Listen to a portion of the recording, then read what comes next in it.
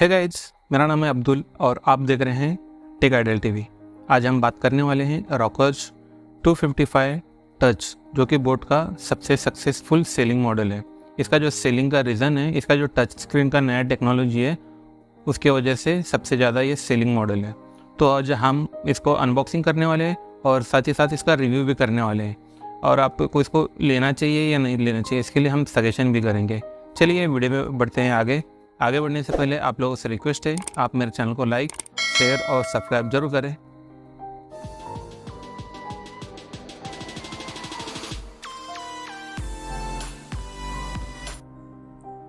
सबसे पहले हम बॉक्स का फ्रंट साइड देखते हैं। इसमें फ्रंट में नेक बैंड का इमेज बना हुआ है, और राइट साइड में देखते हैं बैक साइड में उसका मैन्युफैक्चरिंग डिटेल, उसका प्राइस भी लिखा हुआ है। इसके अलावा इसके बॉक्स के अगर राइट साइड में देखा जाए तो राइट साइड में है गूगल असिस्टेंट में इसका बोट का ब्रांडिंग है। और हम बॉक्स के अभी इनसाइड देखते हैं। बॉक्स के अंदर सबसे पहला हमें ये पेपर दिखता है। पेपर में टच कंट्रोल के बारे में डिटेल लिखा हुआ है। उसके अलावा नेक्स्ट है, ये 3 पेपर उसमें देखने मिलते हैं। यह है यूजर मैनुअल और यह है वारंटी कार्ड, जो कि 1 साल की वारंटी है। 2 एयरमड्स भी आते हैं, स्मॉल और लार्ज साइज के। और नेक्स्ट है इसका ये चार्जिंग केबल। क्वालिटी इसका ठीक ठाक है। नेक्स्ट है इसका सबसे मेन प्रोडक्ट, जो कि नेक बैंड। इसका जो मटेरियल है प्लास्टिक मटेरियल है, और क्वालिटी काफ़ी अच्छी बिल्ड क्वालिटी की लगती है। इसमें 3 कलर ऑप्शन है। एक है ग्रीन कलर, इसके अलावा ब्लू कलर ऑप्शन में भी है, और एक है ब्लैक कलर। ये मैंने अमेज़ॉन से 1500 में बाय किया हुआ है। दोस्तों, पिछले 2 महीने से इस नेक बैंड को मैं इस्तेमाल करते आ रहा हूँ। उसमें मुझे बहुत सारी चीज़ें पॉजिटिव लगी और नेगेटिव भी इसके अंदर बहुत सारी चीज़ें लगी। तो पॉजिटिव से शुरुआत करते हैं हम। पहला जो पॉजिटिव पॉइंट है इसका साउंड क्वालिटी। इसकी जो साउंड क्वालिटी है काफ़ी अच्छी है। आप इसको फुल साउंड में 2 से 3 घंटे आराम से इसको आप सुन सकते हो। और इसका जो दूसरी पॉजिटिव पॉइंट है वो है इसका IPX5, जो कि नॉर्मल से बारिश में भी ये चल जाएगा। उसके अलावा आपका जो पसीना है, पसीने से भी इसको ज़्यादा असर नहीं होगा। और इसका तीसरा जो पॉजिटिव पॉइंट है इसका टाइप सी चार्जर।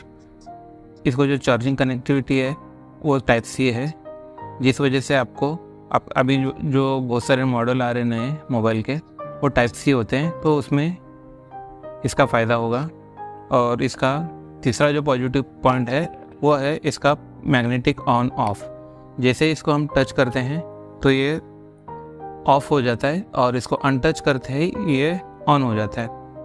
ऑन होते ही ये अपने ब्लूटूथ से 2 से 3 सेकंड कनेक्ट हो जाता है। ये वही पॉजिटिव बात है। अभी हम बात करेंगे इसके नेगेटिव बातें। तो सबसे पहले नेगेटिव बात है इसका जो ब्लूटूथ है, एट ए टाइम एक ही डिवाइस कनेक्ट करता है। अभी मैंने बहुत सारे दोस्तों के पास देखा, बहुत सारे लोगों के पास देखा कि 2-2 मोबाइल, 2-2 हैंडसेट अपने पास में कैरी करते हैं। तो उनके लिए ये काफ़ी प्रॉब्लमेटिक रहेगा, क्योंकि एक टाइम में एक ही डिवाइस कनेक्ट करता है, 2 डिवाइस नहीं कनेक्ट होते। तो ये एक इसका नेगेटिव पॉइंट है। इसका दूसरा नेगेटिव पॉइंट है, कंपनी क्लेम करती है 30 आवर्स, क्योंकि 30 घंटे का कंपनी क्लेम करती है, बट ये 30 घंटे नहीं चलता। एक बार फुल चार्जिंग होने के बाद में 12 से 15 घंटे तक कंटिन्यू आप इसको चला सकते हो। और तीसरी इसकी जो नेगेटिव बात है वो है कि कंपनी और एक चीज़ क्लेम करती है 10 मिनट के चार्जिंग में आप 10 घंटे तक इसको चला सकते हो। एक्चुअल में ऐसा है नहीं। अगर आप इसको 10 मिनट तक चार्जिंग करते हो, 2 से 2.5 घंटे तक चल सकती है। सबसे बड़ा नेगेटिव पॉइंट है इसका नॉइस कैंसिलेशन। इसके अंदर नॉइस कैंसिलेशन बिल्कुल भी नहीं है। अगर आप भीड़ भाड़ की जगह पे किसी से बातें करते हो तो ये सामने वाले को बहुत सारी नॉइस सुनाई देती है। उसके अलावा आप बाइक राइड करते हुए आप इस डिवाइस को इस्तेमाल नहीं कर सकते।